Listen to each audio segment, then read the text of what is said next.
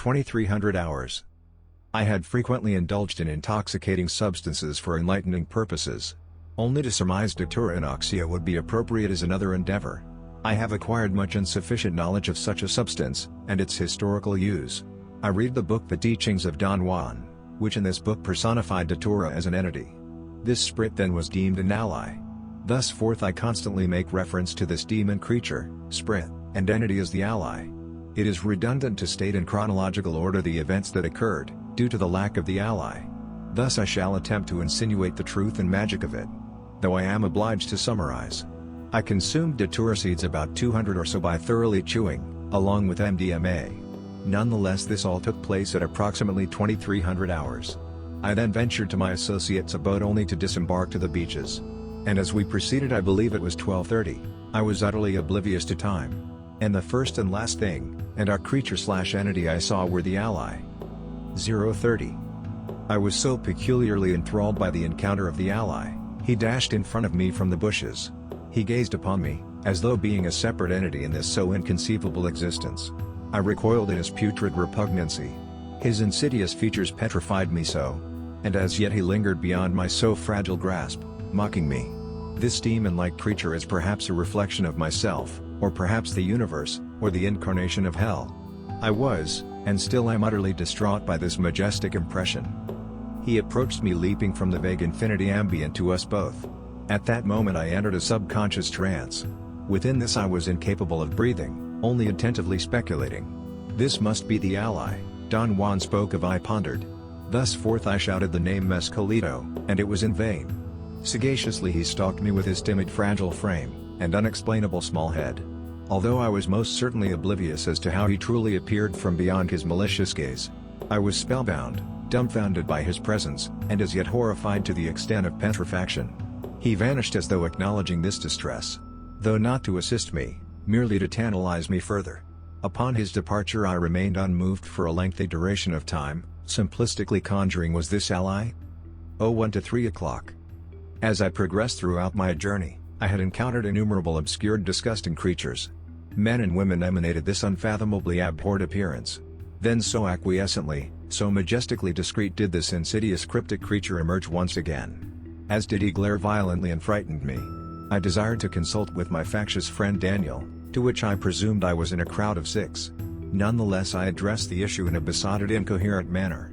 And as doing so Daniel's face began fluctuating, and abruptly I was accosted by the atrocious appearance of this creature, or ally, staring at me.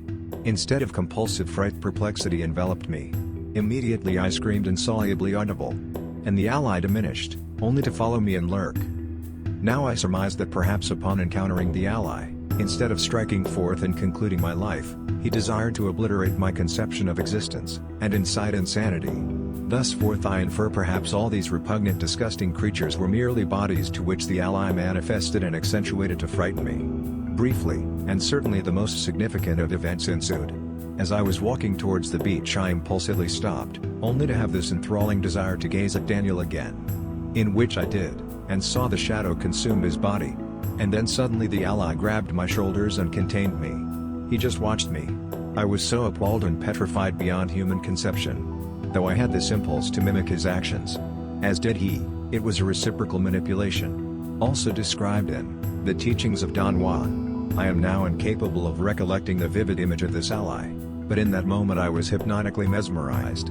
Then he vanished, in his so repetitious manner. Horrified was my state of vague consciousness, utterly marveled by this fluctuating fabled reality. And perhaps this entire realm of intricacy was the result of the ally. All figures, including my dear guiding companion Daniel, were the embodiment of such a gargoyle-like creature. Perpetually did he chatter words into my ears, that which I could not coherently comprehend, although in an abstruse manner I reconciled they were words of malevolence. Intuitively murmuring mute violence, and horrific screeches of terror. Now as I proceeded to the beaches, I transcended to this mystical realm of divinity, only to unravel the secret, that this was the ally's domain. Now I assume he concurred that I knew how to evade his consistent attacks, and thus brought me further into his enigmatic universe. Always was this obscure creature 10 meters ahead of me. As I approached my bench at the beach, faintly I could see this recondite figure, seated so propitiously and opaquely on my bench. I consulted with Daniel, only to receive a befuddled look of question and dismissal. Upon engaging in perhaps a 5-meter vicinity, he vanished. At that moment I was oblivious as to it being him, the ally, though now I infer with much elucidation that it was the ally seated on my bench. 5 o'clock. My final encounter with the ally was at home in my shadow-consumed abode. Upon graciously laying on my bed, I shuddered in horror of just the recollection of his so flabbergasting, disgusting, insidious face of the ally. And as I covered my body with my oddly frigid blanket, I heard his calling, his echoing chatter, whispering my name. Compulsively I gazed all throughout the room, with a thorough ratification that I was alone. Then as I concealed myself once again, I noted a bewildering image in my Jim Morrison poster. Then suddenly I was maliciously accosted. The ally was embedded in my walls that were closing in on me. Outside a storm begun and this desolate tree clattered upon my window, as though attempting to protrude its way into my room. Much similar to Poltergeists the film. The eerier silence of fear dissipated, only to be replaced by the roaring thunder of a storm that ceased to exist.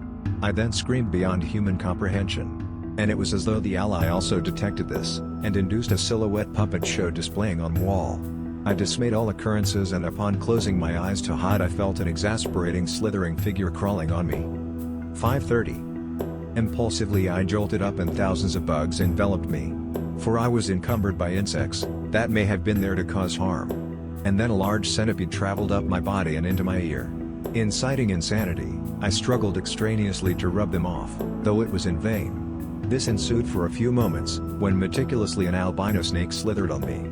Its eyes, of hell's reed hue, its skin of pale misanthropic invocation. At this moment I endured an excruciating pain, and then all demised I was alone again. My walls returned, the posters remained mundane and irrelevant, and the storm diminished. Disorientation encumbered me, and I then disembarked to Daniel's, to hear of his perspective of this so horrific endeavor. Now the unique facet of our final meeting, the ally, was that I reluctantly learned he could harm me. This separate entity could inflict even death upon me. Though I surmise he has not accepted me more so, nor rejected. After assessing the ally, I inferred this in fact was the devil, and I was but a mortal victim to his inconclusive wrath. I feel that if I died I left a non-existent world beyond reality. After entering that separate reality, this world is so putrid and mundane, this essence we call life is but a perpetual sheared, and I reconciled this by conceptualizing an eccentric, yet intricate divine realm. Most certainly guided by the ally.